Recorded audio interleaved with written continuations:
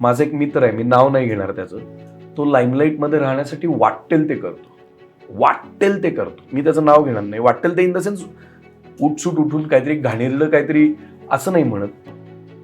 Limelight मध्ये टिकून राहण्यासाठी तो विविध डायनॅमिक्सनी स्वतःच्या करिअरकडे बघतो आणि तो त्याचा पुरेपूर वापर करून घेतो.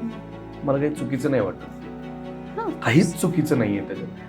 पोर्ट्रे असं केलं जातं, अरे हा स्वतःची किती लहान करतो, असं ते पोर्ट्रे होतं, त्याच्यावर लोक बोलतात किंवा असं वाटू शकतं. पण तो त्या ठीक आहे प्रोफेशनचा भाग आहे.